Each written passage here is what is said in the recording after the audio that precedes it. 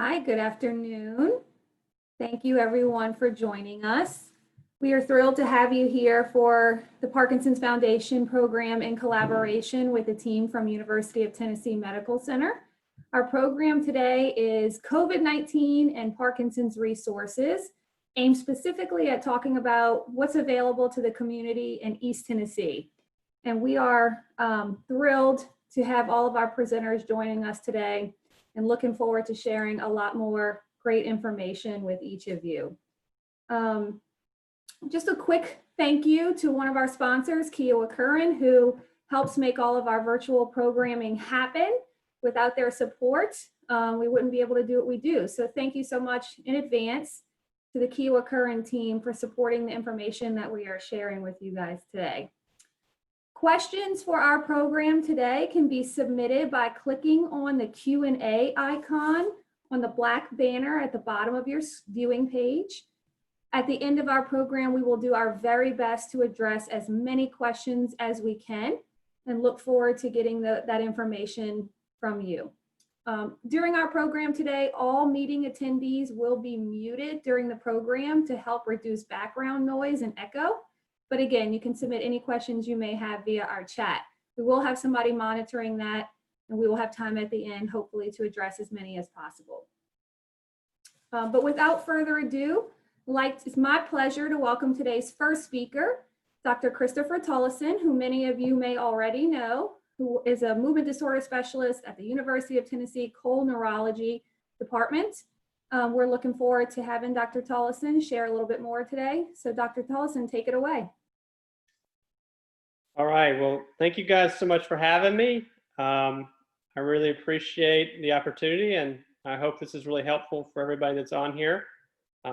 As Amanda said, I'm going to be kind of starting us off. So I'm going to be kind of focusing on some of the inherent risks Parkinson's patients may have with COVID, moving into some of the importance of exercise in Parkinson's disease, and then really looking at some of the opportunities we have here in East Tennessee to do exercise as safely as possible. This slide here is kind of going through those points and kind of looking at all the different things that we hope to talk about, both from my presentation and those of Amanda's. We're going to have Zach from Rocksteady Boxing, and then Jim from one of our local support groups. So as I said, we're going to be talking about some of the challenges and risks that Parkinson's patients face with the COVID-19 pandemic. We're also really going to be talking about some of the local resources and online support we have available for Parkinson's patients and their families. And then we're going to talk about the benefits of exercise and some safer ways to do it in light of the COVID-19 pandemic, and really focus on maybe some of the non-motor, which is the parts of Parkinson's disease that aren't your tremor and your stiffness and your slowness and your walking, some of the benefits some of the exercise might have on some of those non-motor aspects like thinking and mood and things like that. Next slide, please. All right, so just an introduction to COVID and Parkinson's disease. So when patients come into my clinic, I think the main thing I tell them to do is you need to be careful. Kind of a common phrase I use is that you need to use an abundance of caution. Parkinson's patients are not all created equal, and there certainly is no direct evidence that Parkinson's in of itself creates a higher risk for complications from COVID-19. However, that being said, a lot of Parkinson's patients do have risk factors that have been associated with definite complications from the virus, and one of them is older age. I put over 60, and that's a little bit arbitrary. Several of the studies I've looked at have shown that there's a higher risk of complications with people greater than 60, and certainly a lot of our public health advisories have used 60 as a cutoff. But I would say even when you look at the Tennessee.gov data for Tennessee, the mortality or the deaths pick up after 50, and then they do pick up quite a bit more after the age of 60. So I think the take home is that most of our Parkinson's patients are older, and you do need to be more careful because of that.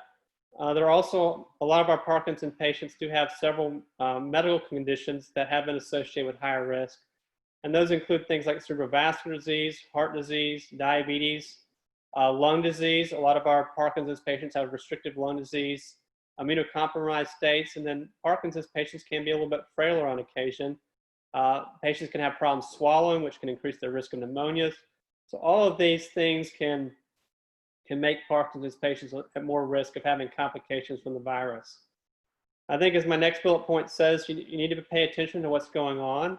Really need to follow public health guidelines. As I've said already, the main take home is to use an abundance of caution. Stay away from people as much as you can. I think my last bullet point on this slide, though, is probably the most important. Staying isolated and safe really does not mean that you're no longer active. It does not mean that you're no longer involved with your communities and with your loved ones. You need to continue to interact. Maybe that's more in a virtual format with FaceTime or Zoom. But I really would encourage you to continue to use your support networks and continue to contact your loved ones. I can't tell you how many people I've seen that have really declined as they've come to my clinic because they're no longer exercising, they're no longer interacting with their support networks. It's really, really important in Parkinson's disease that you do that. Next slide, please. So this is a graphic that UT Medical Center puts out every day. This is a representation of the numbers of cases that are being reported each day for the last month. And what it's showing is the cases that are reported in Knox County and the 20 surrounding counties that UT Medical Center services the most. And I think the big points that I want you to take away from this slide is that the numbers are continuing going up, but they're going up in a fairly stable fashion. You're seeing about 200 to 300 new cases each day. I would say our numbers in Knox County and the surrounding areas were pretty low a couple months ago, but there was definitely an uptick. But we're starting to see stabilized numbers. So the numbers are still higher, but they're stabilizing out. I think the same thing holds true with our number of admissions to UT Medical Center. We had very few admissions in June, and then kind of mid-late June, we saw a noticeable increase in our admissions. And while they're still higher, they're starting to stabilize out over the last several weeks. And so that's a good thing, but again, the numbers are still high, and I want to make sure, again, as I've said several times, you need to use an abundance of caution and stay away from people as much as you can. So I'm going to transition into the importance of exercise. I can't stress this enough. When I see people in the clinic, those that are exercising are doing vastly improved compared to those that are not. It's so important to do. And it's also important to do it early. As I've highlighted kind of in that first bullet point, people are already falling within 3 years of their diagnosis. We're seeing over 50% of our patients falling within 3 years. So it's important to involve exercise early and to use ancillary care like physical therapy early. It's not just for those that are more progressed and are having more difficulties. And then, as I've highlighted in my second bullet point, the benefits of exercise are endless, but specifically we see benefit in delaying disability, decreasing falls, improving range of motion, and improving quality of life. This slide is a little bit busier, but it is showing some more specific data on the benefits of exercise. I mentioned this a lot in the clinic as well. So our Movement Disorder Society came out with some recommendations on treatment several years ago in 2018.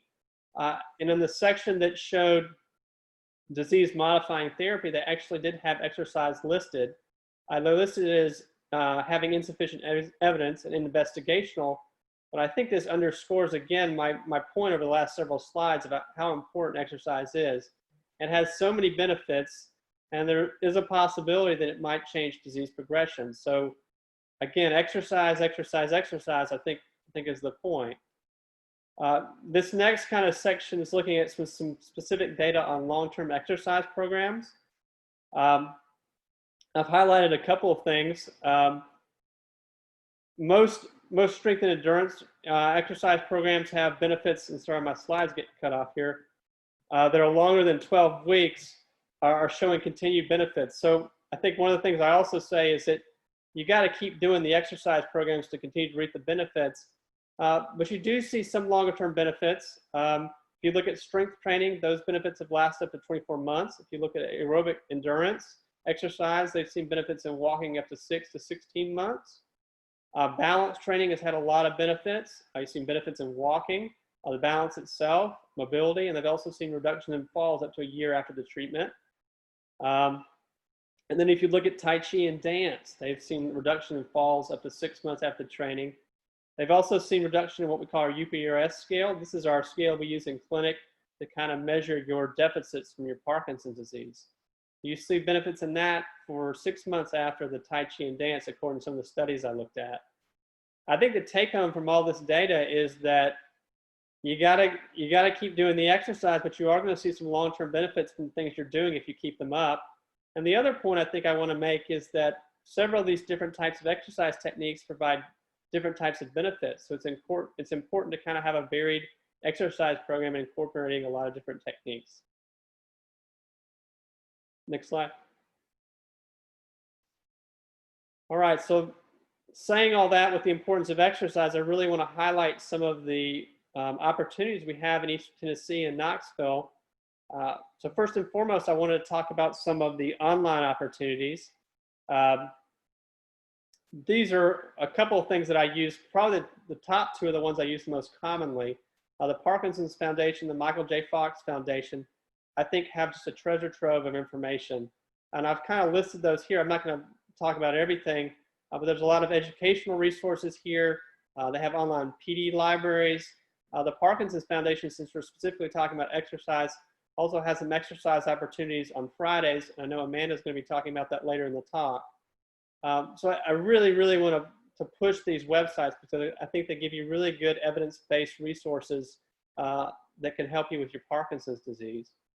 The next two, I don't use Davis Phinney as much, but this is a really great website as well. It does have a lot of educational materials on their website and does provide a lot of information on how to kind of live with your Parkinson's disease. Caring.com is not specifically for Parkinson's disease. It's a resource for caregivers dealing with any type of long-term progressive illness. And they give tons of information on for caregivers that are struggling on how to best take care of their loved ones. So this is a really great resource as well. Next slide, please. So specifically with online exercise opportunities, I wanted to highlight some of these. I really like the Parkinson's Gym. This has live and recorded exercise classes for Parkinson's patients, as I've listed here. Zach is on the Parkinson's Gym with his Rocksteady Boxing. You do have to pay for some of these classes, but there are scholarships available. I think the Dance for Parkinson's, or Dance for PD or Parkinson's disease online resource is a great one. This has different types of dance classes. These are free. They also have a really neat resource where patients that don't have a computer or a smartphone can actually call and do it through the phone. The Brian Grant Foundation I've not used nearly as much, but they also have free on-demand exercise videos and are a great resource to use as well. And then finally, as I have listed on my slide, the Parkinson's Foundation has a running list of online exercise opportunities, and you can see their number listed below. And so you can go on their website, kind of find additional options if you wanted them. Again, I want to stress that exercise is so important, and we need to be a little bit safer with COVID-19. So online exercise opportunities are a really great way to continue to keep up your activity without exposing yourself to additional risk. Next slide. That being said, there are some old standbys that we still need to use. We still are actively using physical therapy, occupational, and speech. Exercise is so important. Falls can raise your morbidity and mortality, that we have to use ancillary care. Just like your doctor's office visits, they're trying to be as safe as possible with appropriate social distancing. I think any doctor that recommends any type of therapy to you is going to weigh the pros and cons certainly will involve risk with COVID-19. But in certain cases, these ancillary care opportunities are really needed. And as I said on one of my earlier slides, not all Parkinson's patients are created equal. So it needs to be looked at on a case-by-case basis. The same goes for home health. Some patients are really struggling at home and they really need to utilize things like home health. And so on a case-by-case basis, we are going to use this. Outside of ancillary care, we have lots of different exercise opportunities that you can do that I think people are already utilizing. So home gyms are great. Stretching exercises at home with stretching bands if you need them. Walking around your neighborhood. You can really do anything. I think the one thing I would say, and I've kind of highlighted that in my last bullet point, is I really would enjoy or would avoid gyms and any type of in-person group exercise programs. I think, again, a lot of our Parkinson's patients are at higher risk of a complication, and so you really need to stay away from folks as much as you can. That's my basic talk, and so with that being said, I'm going to introduce Amanda Spieler, who's our Southeast Regional Director for the Parkinson's Foundation, and she's going to talk about the resources available through her foundation. Thanks so much, Dr. Tolleson, and we appreciate all the information that you shared. I know we will be doing a lot more chatting about the benefits of exercise with some upcoming speakers, so I thank you in advance for that. And I know Dr. Tolleson mentioned the Parkinsons.org and the Parkinson's Foundation as an opportunity to explore resources available to you at this time as we deal with these unprecedented times. So if we'll go on to the next slide, I wanted to highlight just a little bit of the information that we are sharing as a foundation about what someone living with Parkinson's or caring for someone with Parkinson's or in general or just on someone's care team should really be aware of as we deal with COVID-19 and how to ensure that everybody's prepared for the potential complications that come with that. So you'll see here, and again, all of this is available on our website, but you'll see here that we're recommending that you check all of your medications, make sure that you are taking inventory of all of your medications, and that includes not just PD medications, but all medications, making sure that you're not allowing the opportunity to run low and that you're reordering as quickly as possible so that you can make sure you have enough of what you need in order to sustain for several weeks. Write down your medication list. That's really important. And again, not just including your PD medications, but this allows for an opportunity for you to document the medication name, the strength of the medication, the times you take, and the dosages. On Parkinsons.org, we do have customizable medication schedules that can help you with this task. So I certainly encourage you to visit our website and print out an opportunity to do that and make sure you're documenting your medications. Make a list of all of your doctors and all of their contact information. Make sure you take it with you in the event of a hospitalization, either scheduled or unscheduled. We certainly know that it is, our greatest hope that eventually all doctors are as well versed in Parkinson's as we would like them to be. But until then, we want to make sure that they are able to quickly connect with your PD care team, including your doctor, your specific doctors. Make sure if you don't have an aware and care kit that you get one. This is available to you at parkinsons.org/aware and care. That is our hospitalization safety kit, and it's really designed to make sure that you have everything that you need to take with you for either a planned or unscheduled hospital visit. Make sure that you keep everything in that kit up to date and everything that you may need to educate a potential healthcare professional about your Parkinson's needs. And that, again, includes your medications and includes your contact list of your doctors. So all the things I mentioned here can be included in your aware and care kit. So if you don't have one, I urge you to order one. It's an important resource to have with you at all times. Have your medical alert card handy. Again, this is something that you can print through our aware and care program, but it also allows you the opportunity to quickly show that to someone in the event that you may need to explain some of your Parkinson's symptoms or anything that you may run into during a potential hospitalization or medical treatment. We want you to take a look at the PD hospitalization and coronavirus fact sheet that we have available. Again, all of these slides will be shared with you, and so you'll see here that we have a link to our PD website, parkinsons.org/coronavirus, which has crucial information for health. This letter, this fact sheet, has crucial information for healthcare professionals in the event that you are potentially hospitalized during COVID-19.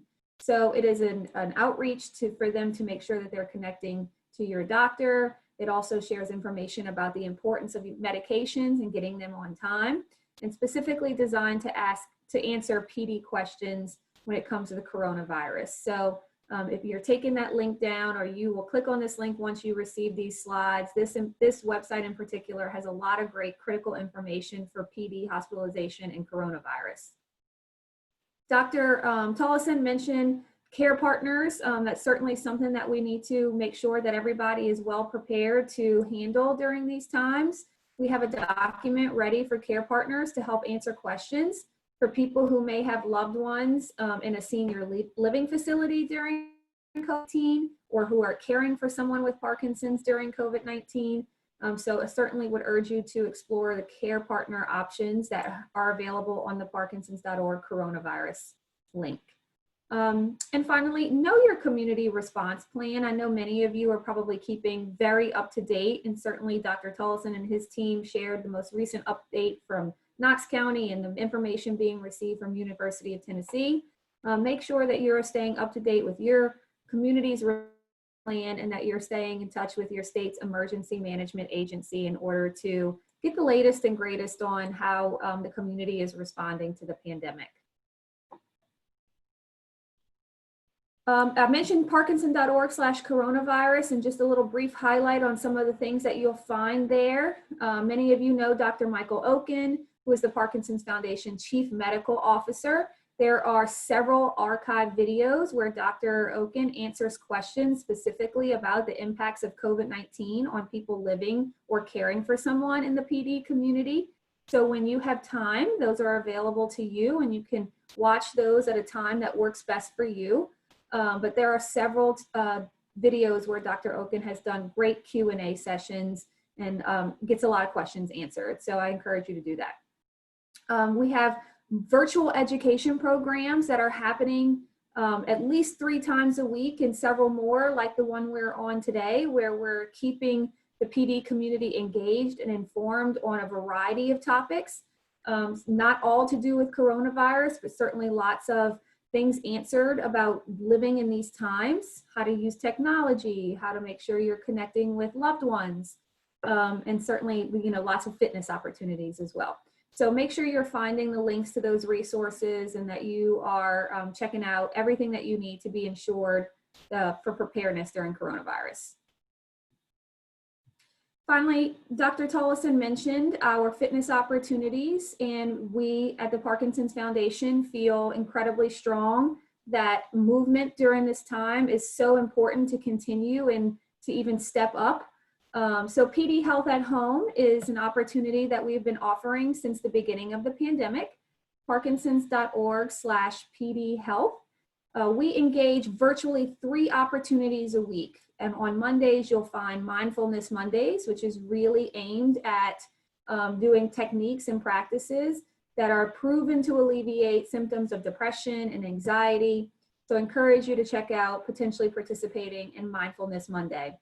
Also, Wellness Wednesday is an opportunity to dial into one of those educational programs and learn about a variety of different topics, everything ranging from mind, mood, and motion, again, to how to use technology and beyond. So please take an opportunity to dial into one of those, or you can visit some archived content, which is also available through our website. And then every Friday at 12 p.m. Eastern, we have Fitness Friday, which allows for a live opportunity for you to get active and get moving, which we all know is incredibly important and is being reiterated today. So I certainly encourage any of you guys to check out Parkinsons.org/PD Health. Get these scheduled in your calendar, find great opportunities to stay connected, but most importantly, to keep moving, which is, going to be the theme of our conversation today. So before we go on to introduce Zach Guza, who is a certified personal trainer and the coach of Rocksteady Boxing Knoxville, who will be talking more about the importance of exercise and the benefits of it. While Zach gets sets up, we would like to know a little bit more about our audience today and what your exercise habits are. So if you wouldn't mind, please take a minute to answer the poll that you have in front of you. How often do you exercise? So the poll will be up for just about 30 seconds. So take an opportunity to select one of the answers now. It's all anonymous, but this will give us a great opportunity to check out how many folks that are with us today are staying very active, or how many are going to be getting active following our conversation. Okay, so let's see the results. Wow, a whopping, in the majority, 38% of our participants are exercising more than 5 days a week.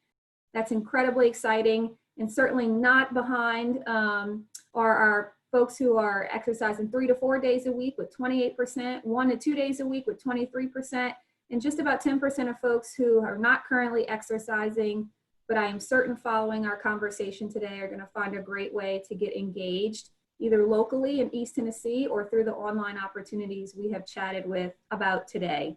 I'm so excited to learn a little bit more from Zach. And Zach, you're welcome to take it away. All righty, here we go. So I'm Zach, but we'll get more into that in just a second. All righty, where are we here? Oh, I've already screwed it up. Hang on. We tried so hard. Just a second. I'm sorry. We're having a little bit of, I am. Nobody else is, but I am. I don't know what happened. Hang on just a second. There it is. Let me share that. What is wrong with me? There we go. Good start. All right. Here we go. The first thing I want to lead off with is the quote: "If exercise could be packaged in a pill, it would be the single most widely prescribed and beneficial medicine in the nation." The only thing I would add to that is most likely would be in the world. And no offense, Dr. Tolleson, you do your thing. All right, here we go. Who is this guy? I am Zach Guza. As Amanda said, I'm a certified personal trainer here in Knoxville, Tennessee, and also a rock steady boxing coach. But exercise saved my life. And let me get into a little bit more of what I'm talking about here. So here's who I am. I graduated from the United States Air Force Academy a long time ago. I flew Air Force helicopters for about 9 years. That was a lot of fun. They're kind of the ultimate SUV. Then I went on to middle management, thinking I was going to be the next Steve Jobs, but it turned out to pretty much suck the life out of me and drain my soul of my desire to live.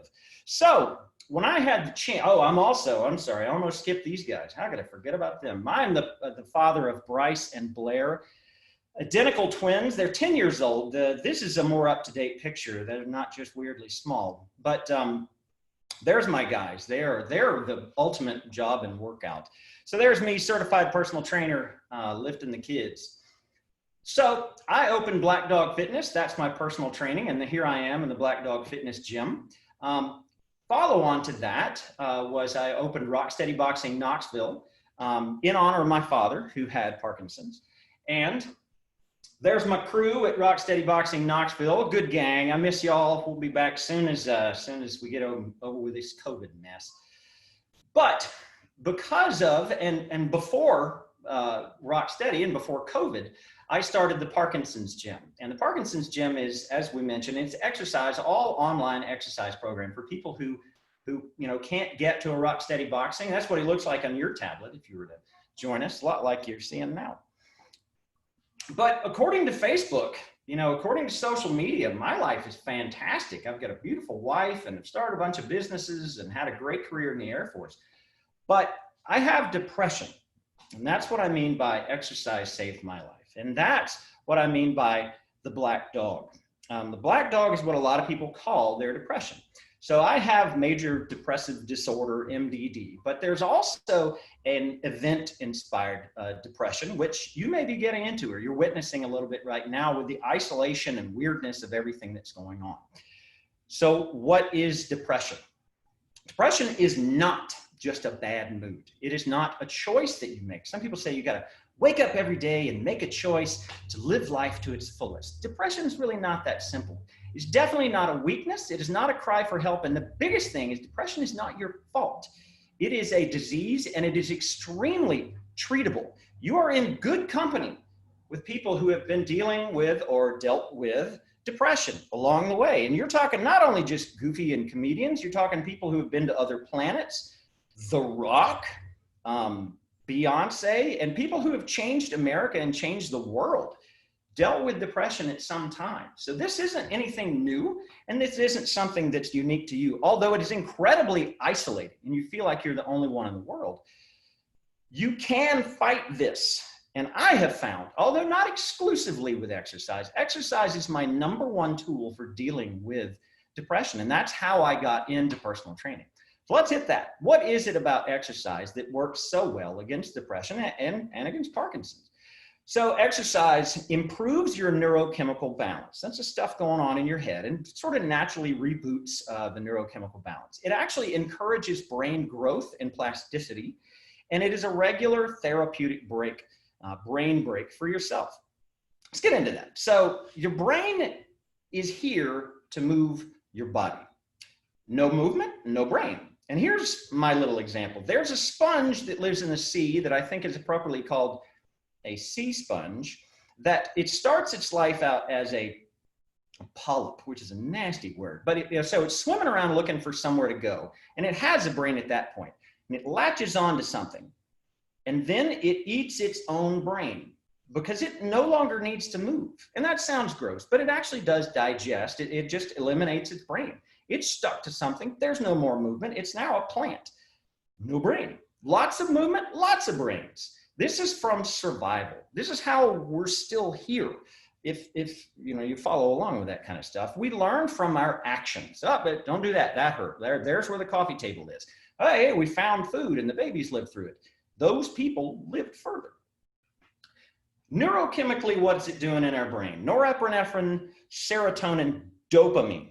That's where it has the big effect for people with Parkinson's. You get kind of a reboot, and it doesn't create dopamine. That's a little bit of a myth. It makes your brain more sensitive and more susceptible to the effects of dopamine. All of these are very, very similar to the results of major antidepressant medications and major therapies, to include shock therapy. So think about that next time you say, maybe I'll just watch another episode of Three's Company. All right, encourages brain growth. I don't know, brain growth isn't exactly the right thing. It's neuroplasticity. You have new links and new pathways are being built as you exercise in your brain. That's really good. There are physiological and physical changes going on in your brain. Neurogenesis, you're getting new neurons, new connections, new blood vessels. Your brain is just getting that much healthier. It also releases brain fertilizer. Has a big medical word. All of this is just learning. Your brain is learning from what you're doing. And we've shown this in some microscopes that these are neurons before training. As they are stimulated, as they are trained, you can actually see they grow, they reach out, they make new connections. They're learning. That's awesome. Therapeutic break. So this is something I pulled from the Air Force. This was how the fighter boys attack a ground target. So they come roaring along, being awesome. They pop up, they flip over, they find their target, they roll over, they expend their ordnance. Don't forget to pull up. That seems like, well, yeah, but that actually is called target lock. They would get so focused, and they do get so focused on their target that nothing else in the world exists. And they just continue to zoom in and zoom in and zoom in and zoom in until they run into their own target. And I equate that a lot to depression, is we get so focused on one little thing in our world, so focused on all the tragedy or on a single issue that you forget to kind of open up and pull up and get back to the world at large. It is a huge break of that target lock. This lady's 78 years old and she could deadlift 225 pounds. Okay, I wouldn't go ahead and try that, but you're looking at confidence, self-mastery, accomplishment. You did it. This is huge. You've never been able to do that in your life. As an adult, there are very few times where you actually just concentrate on yourself. You very, very rarely just sit down and think about yourself. You're always thinking about the kids, the dog, or your parents, or something else. When you exercise, it's all about you. That's great. That is huge for backing off and getting a new view of the world and what's going on. So what is exercise? I don't know what that is. That's strange, but all right, here we go. So exercise is stress. Exercise forces a response from your body. Do a bunch of push-ups. Your body does the push-ups. Your body forces a response from your brain saying these push-ups are hard, and your brain's like, we got to find new ways to do this. And so your brain grows and joins and makes new connections and learns new things. Exercise is medicine. If we could prescribe this, it'd be awesome. Physical exercise is brain exercise. When you're moving, your brain is working, and it's all getting better. Things are working together and doing more as a body, as a person. Remember the sponge. You don't move, no brain. No move, no brain. Remember that. All right. Go. What does this do specifically for people with Parkinson's? The same thing. Exactly the same thing. Kind of reboot your chemical balance. Brain growth, new networks potentially built around the damage that may have been done by Parkinson's. And it's a therapeutic time where you can back off. And we say at Rocksteady, we're all there. That's an hour and a half where you don't have Parkinson's. You're just beating the crap out of things and having a good time with good friends. It's a therapy session. This is exercise is so important for people with Parkinson's. Right down the middle is the big stuff now. We're all so isolated and away from our friends. You're in use it or lose it time right now with Parkinson's. If you don't get up and move, your body's going to be like, I guess we don't need that anymore. And you will have to work to get that back. You will have to work hard. Especially now, with all of this mess going on, you have to fight back. And I, of course, recommend exercise as one of the main staples of your therapy, as one of the main staples of how you do this and how you cope, because it works. It saved my life. I got right up to the edge, and I literally mean the edge with my depression. And exercise was one of the first things I was recommended, and I thoroughly believe it's one of the things that saved my life. Exercise for people with Parkinson's every day, something. You don't have to go 9 rounds with Mike Tyson. You have to do something, and you have to work hard. It needs to intentionally be difficult. It needs to challenge you. It needs to be full body. It needs to be complicated, hard to do. People get on the treadmill and they slog away the same 2 miles, and then they go, I'm not getting any better. Well, insanity is doing the same thing over and over and expecting new results. You have to do something new, and you have to do something that challenges you to learn and move on and grow from where you are. This stuff works. I see it every day. I've seen it myself. I see it in my Parkinson's fighters. I don't know how else to say it. This stuff works. Get on it. Get doing it. Let's rock and roll. All right. Over to James Brown. Jim is the Oak Ridge Parkinson's Support Group president. I tried to put as many acronyms as I could there. He's also one of my Rocksteady boxers, Rocksteady boxing fighters. He's a friend. He's a mentor. Amazing at tech. I think he has an app that can make pancakes. Great American, amateur comedian, and proud father and grandfather. Thank you all so much for having me here. Take it away, Jim.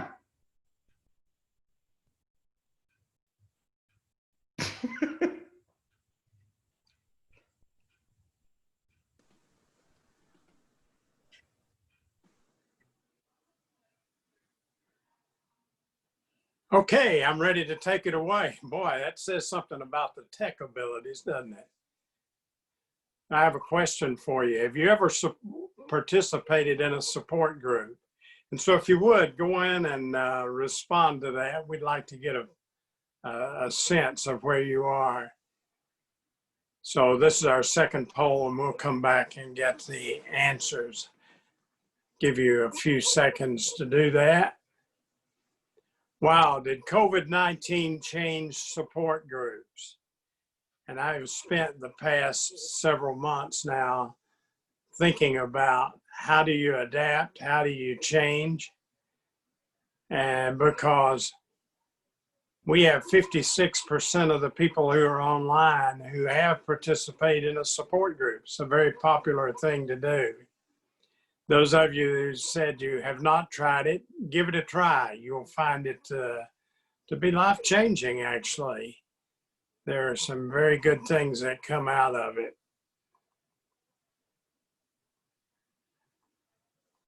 So the thought that I've been having is, what does a support group of 2021 look like?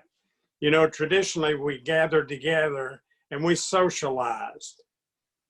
And we would have a group get together, we'd have a lunch, and we'd talk to each other and interact, have a presenter. And in the case of our support group, we always had an exercise session, a stretching session to emphasize how important exercise and motion is. So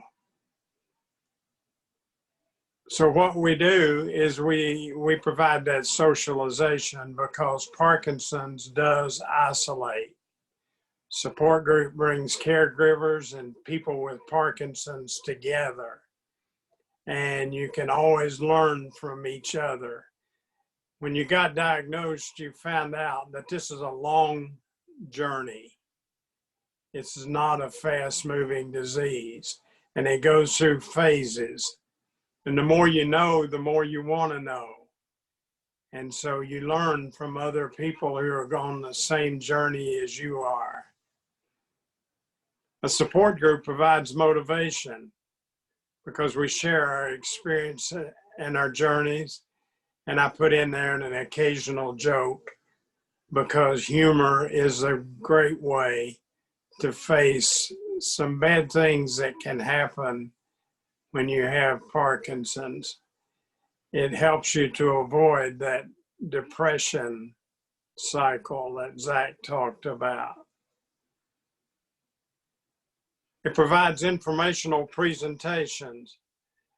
The medical community, the pharmaceutical community, writers, and people with good ideas are all given a platform where they can present information to you that you would normally not get in just a doctor visit. For example, we have presentations on diet, on exercise, on how to do things, and on and particular guidance for our caregivers. So resources and presentations are a critical thing for it. We provide empathy. We're an understanding ear.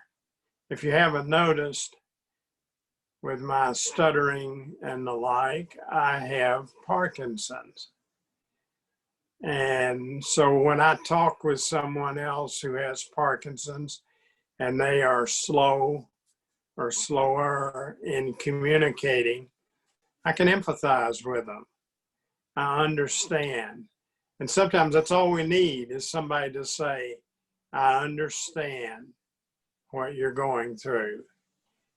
Here's what happened to me, and this is how I faced it. The other thing that a support group does is give you an answer of how do I get through the maze. I can get a list that'll fill 2 screens of websites where you can get great information, resources, pamphlets, books, guidance, videos, how-tos, what not to do, all of that information. But how do you get through the maze? Sometimes it's just information overload. Most of us are of advanced age, and so we may not respond as quickly to getting those URLs and going out and looking up information on the website. If you're like me, I prefer to have it sent to me and just magically come to me and I look at it, as opposed to doing complex Google searches, hoping to find the right answer. We can give you that information. Now, there are support groups located throughout East Tennessee. We work independently, and we're trying to get that together so that there's a lot more cooperation and synchronizing of our schedules and the like. There's a support group in Oak Ridge. That's the group that I work with. There's one that meets in Maryville, is a very good one. There's a group in North Knoxville, Tri-Cities, Harriman, and they each have their own personality. This is a group of people that get together, and the top of the list that I put up here of what does a support group do is socialization. So we like to gather with people that we like. So if you try a support group and it doesn't meet your fancy, try another one. We even have a support group here in Knoxville now who is using the technology that's available, and once a week has a meeting internationally.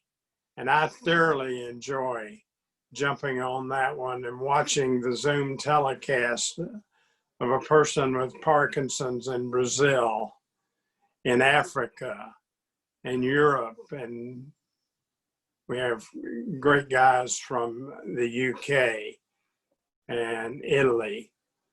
That group meets every Wednesday, and if you get a chance, all you have to do is send me an email. I'll put you in contact with the people who run that, and we'll get you invited and join in with us.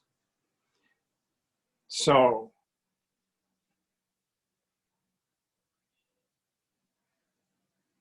with that, I would ask, are there any questions?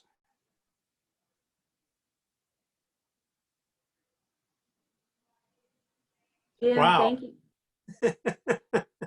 Thank you so much, Jim. And thank you to Dr. Tolleson and Zach, who were our other wonderful presenters. Jim, to your point, we're now going to answer some questions that our participants may have shared during our presentations. Please continue submitting any questions you have via the Q&A icon that's located at the bottom of your screen. And we will certainly do our best to answer as many as possible. We're going to welcome all the presenters back and share questions with those of you who have gotten any from our participants. So Dr. Tolleson, not surprisingly, question for you. Is it advisable right now to have a flu shot? I don't have any reason not to do a flu shot, to be honest. I don't think there's any, unless I'm mistaken, there's not any contraindication doing a flu shot, and certainly there's not any contraindication in doing a flu shot in Parkinson's. Okay, thank you. Question number 2, Jim, this one is for you. Can you tell me more about how support groups are meeting right now? Are there any that are meeting virtually, and how can I learn more about them? Yes, there are some who are meeting virtually. At Oak Ridge, we've been behind the ball on that. We have our first virtual meeting scheduled for September, the second Tuesday in September the 9th, I believe it is, at 11 o'clock. And so more and more now are venturing out into this world. And I really think that in 2021, you'll have support groups meeting in a hybrid model. If you want to check in and do it real time, but do it virtually, you could, or you may come out to a gathering. So we'll see how this progresses. I think that's the way that support groups will go. Thanks, Jim. Next question is for Zach. Zach, which type of exercise program shows the best results? Boxing. Next question. Boxing it's almost like it was made for Parkinson's. From what I've seen, it is so diverse. We can work so much different movements into it. It's fast, it's fun, it makes you work hard, so you get into that high intensity level that does so much good for Parkinson's. I'm a huge believer in boxing. It does not have to be full contact boxing, like actually hitting each other. It can be with punching bags, or it can just be shadow boxing. But that speed, that agility, that coordination, and the complexity of it really makes it the best. Just I haven't seen anything else do as much good for Parkinson's. Thanks, Zach. Can I jump on that just a second? Please. So, you know, as I was kind of trying to illustrate in some of my slides, it's really important, I think, to incorporate a lot of different things, and I agree with that completely. The more complex in certain cases, like things with boxing, that can be really helpful. There's been a lot of research recently about high intensity exercise. That doesn't work for everybody. I mean, some people just, you always have to kind of look at pros and cons of anything you do, like we talked about. And some patients are at a high risk of falls. And so high intensity exercise or doing something like boxing is not something that's really reasonable. But if you can do a high intensity exercise or do something a little bit more complex like boxing, that's great.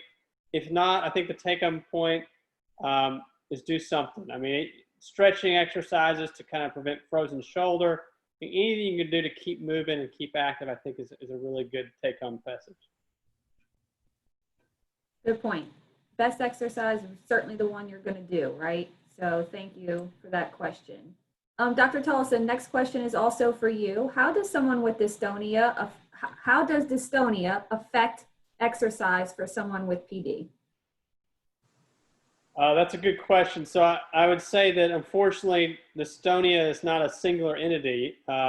It can be a whole lot of different things. Dystonia is kind of muscle contraction or muscle malpositioning, and that can affect one body part. It can affect the whole side of the body.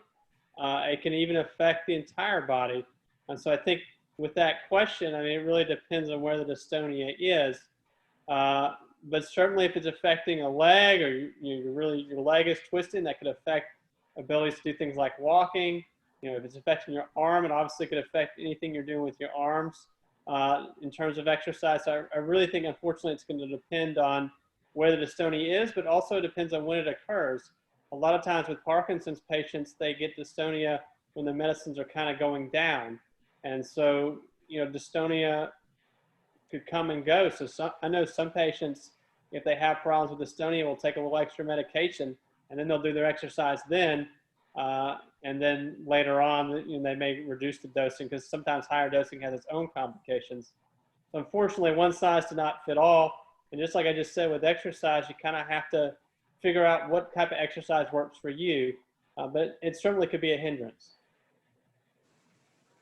Thanks, Dr. Tolleson. I will say prior to our next question that we have had a lot of people chat in about where is there a comprehensive list of all support groups available in the area.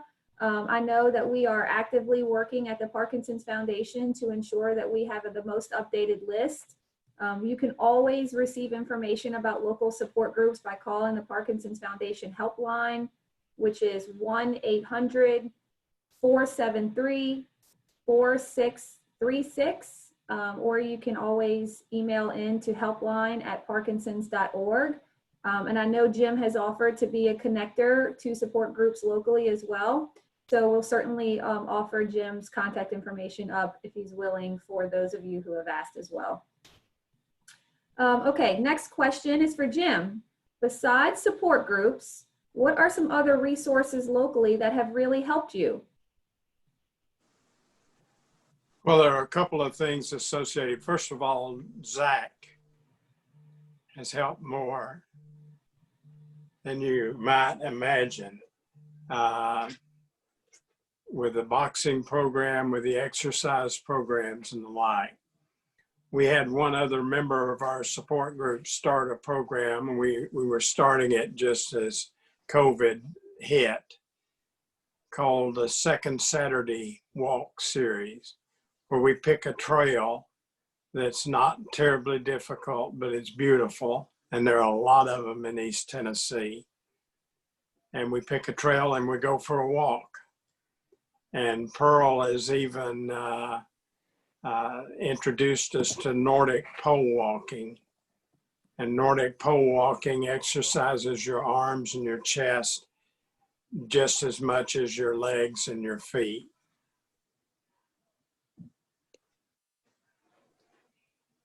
Great, thanks, Jim.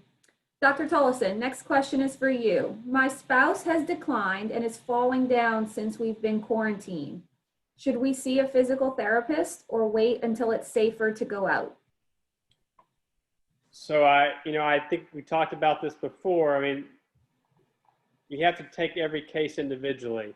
I think if you're actively falling, then that would be an a situation where someone like a physical therapy would be a good idea. But we're going to have to weigh the pros and cons with each individual. You know, in your spouse's case, there may be certain high-risk issues with him that may preclude us from doing physical therapy. We might have to talk about something else. But as someone who's a frequent faller, yeah, I definitely try and get physical therapy involved, because I think the risk of falls is potentially worse than the risk with the COVID. Zach, next question is for you. Not all that unsimilar, but our participant has said, I don't feel comfortable going back to the gym just yet, so I want to try at-home exercises for now.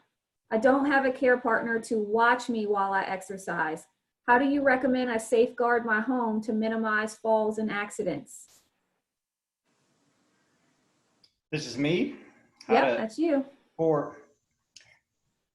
So nobody home, is that kind of what they're saying? They want to exercise, but they don't have anybody home. That is, that is, I can totally understand dicey. I have, and do them routinely, all seated workouts. And I kind of, it's the same idea. Dr. Tolleson was astute in noticing this. The best exercise is what you're going to do, and isn't what's going to, you know, intense is different for everybody. So you can even get a kick in the butt exercise sitting down. If you don't believe me, come on, I'll give you through it. But you can do a lot, and you can do it very safely, hanging onto a chair, hanging onto a bar, sitting. If you want to sit for the entire workout, that's fine.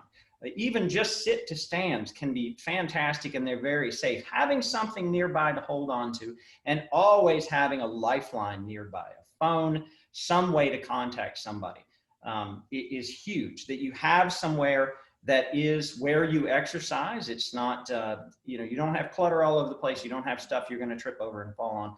Is big. Having a cleared out area, and just getting at it and seeing what works and doing it as safely as possible. If anything ever kind of makes you go, don't do it. Find something else. There's so many exercises out there that can be done. You don't need to force yourself to do something that you don't like, or, well, I wouldn't say you don't like, that isn't, you don't feel good about. Thanks, Zach. Yeah, last question for Dr. Tolleson. Is UT seeing Parkinson's patients via telehealth? We are. I will tell you, I don't see new patients through telehealth. I just find that to be too difficult. I've done a couple, but I just don't feel like it's a good exam. Most definitely my returns, I have an option for them. For the most part, people have been coming in, but by all means, if you're higher risk, that is a great option. Great. And I want to go back to the earlier question about the flu shot. I don't know if I actually answered that correctly after I heard it, and I've been rolling it through my head the whole time. If the question is, should I get a flu shot to protect myself? I wonder if that was the direction of the question. I don't know of any evidence out there that a flu shot is going to protect you from COVID. Again, as I said earlier, I don't know of any evidence that it worsens your risk, but I think generally speaking, for older folks, it's a good idea to get a flu shot, but I'm not sure which way the question was going, but pro or con, I don't really have a direction that I would recommend. Great. Thank you for clarifying. A big thank you again to all of our presenters, Dr. Tolleson, Zach, and Jim. Thank you for spending some extra time answering Q&A for our participants. I did want to take a brief opportunity to share some upcoming events. Before we do that, thank you again to our sponsor, Kiowa Curran. Kiowa is a big proponent of what we do locally and nationally, and is responsible for helping to support lots of the programming that we are bringing to local communities. So thank you again to Kiowa. I mentioned before that we're going to be talking about some upcoming opportunities to continue to engage and learn more information. Many of you have probably in person participated in the University of Tennessee Symposium that it happens on an annual basis. This year on Friday, October 9th, that symposium will be going virtual, and you will be getting a lot more details about the fantastic list of speakers and presenters and topics that are going to be covered that day, as well as a registration link for you to get involved and to share within your community. So be on the lookout. Lots of good opportunity with the symposium to learn a lot of information on a variety of topics. We will be doing another virtual program similar to this on Wednesday, November 10th, to talk a little bit more in-depthly about the hospitalization safety kit that I mentioned earlier in my presentation, and to talk about how to be your best advocate in getting the care you need in the event of a scheduled or unscheduled hospitalization. So be on the lookout in your email for some more details and the opportunity to register for that upcoming program as well.